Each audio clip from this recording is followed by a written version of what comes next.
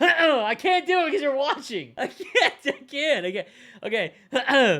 I'm just I'm gonna close you. I'm literally just gonna close it. Okay, there. I can't see chat. I can't see chat. Hey guys, welcome back to the channel. Today we got brand new content in NHL 22 Hockey Ultimate Team, and just like we did all last year, we're gonna break it all down, go through all of the new content, and see which cards are good value, which ones you should sell, and which ones you should just avoid completely. If you guys love the content, please make sure you subscribe to the channel for the most up-to-date NHL 22 news and info.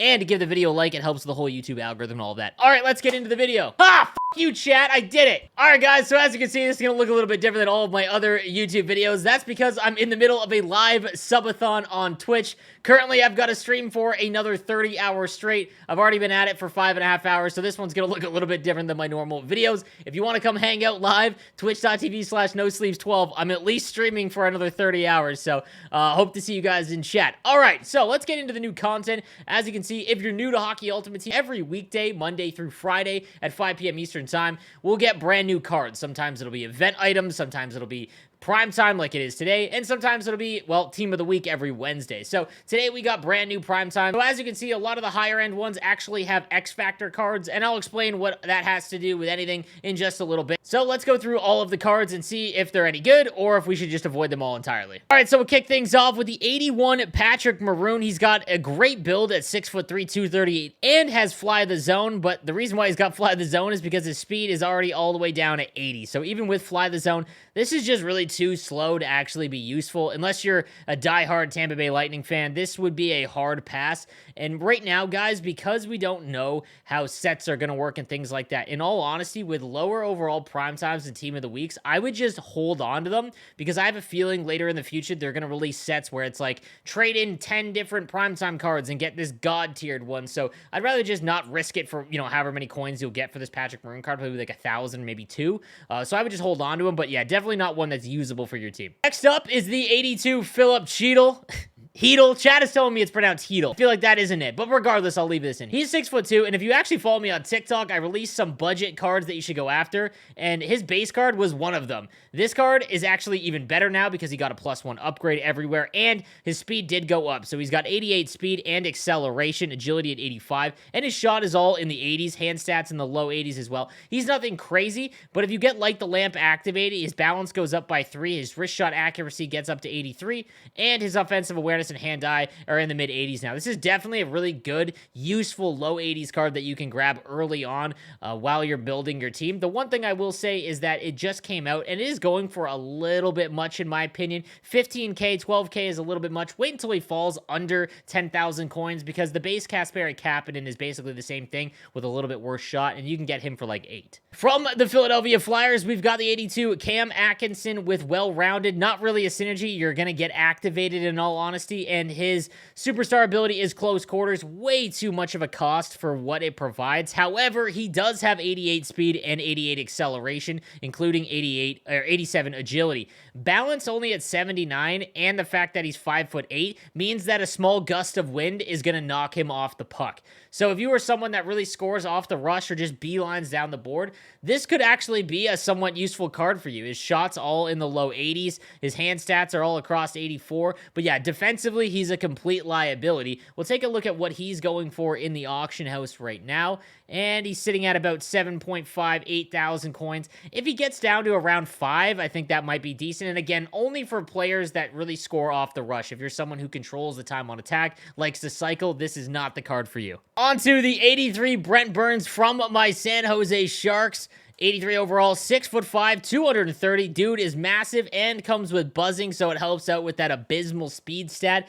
Defense is the one position where if you know how to accurately defend the rush with bigger, slower players, you can really get an advantage while defending the blue line and in your own zone. So if you pair him with someone much faster, this could be a really useful card. For example, if you went out and got like the 84 base Quinn Hughes, this would be a great defensive pairing because he's so good in his own zone. The one thing I will say is that his wrist shot at 88 power, 79 accuracy, and same thing on the slap shot isn't all that good.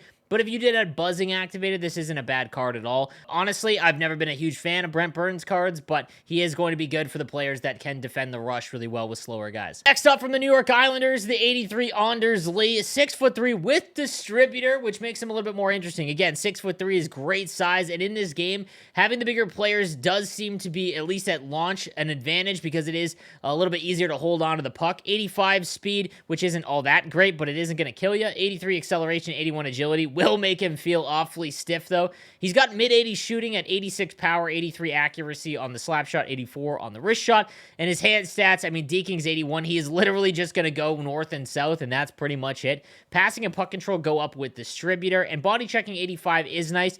I'm not a huge fan of this build. I think that you want to focus on speed a little bit more than defense with your wingers, and this one kind of fits the better defensive style than offense. So this would be a pass for me. Moving on, we've got the 84 Roman Josi. So I'm going to get a lot of questions, I think, in the comment section about will this impact his X Factor, or why did his X Factor not go up?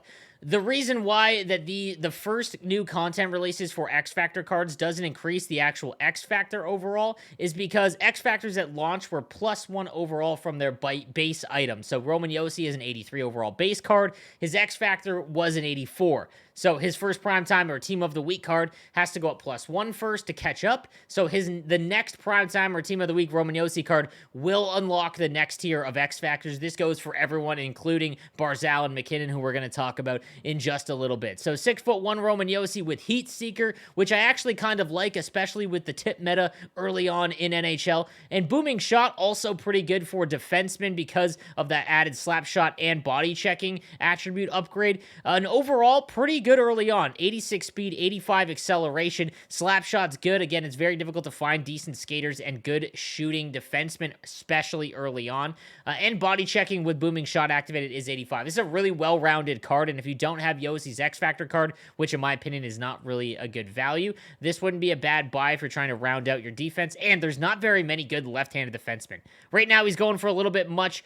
In all honesty, I'd probably want to spend 25 to 30 at most on him, and you'd have to have Booming Shot activated, so keep that in mind. Then we've got the 84 Jonathan Toews, 6'2". Jonathan Toews, always one of the better center build cards in the game, and because he doesn't have an X Factor, his cards are still going to hold value. So Heart and Soul, honestly, not one that you're going to have activated. I don't think enough cards warrant it over the other ones like Distributor and Fly the Zone and Bombarded, things like that. But 86 speed, 86 acceleration. He never has a really good shot, but it's defensively where he kind of excels. Defensive awareness at 86, and his stick checking at 89, face-offs up at 88. So again, a very good center build, and you don't really need to have fast centermen. That's more about playing defense. In all honesty, you're going to break the puck out with your wingers more often than not. So the 6'2" Jonathan Toews is a nice card. We'll take a look at what he's going for currently in the auction house, and it varies. 35. I'd be stunned if he sells for 35, but 30 wouldn't be a bad price at all. All right, then we've got the 85 Primetime Barzal, and this is the first real tough decision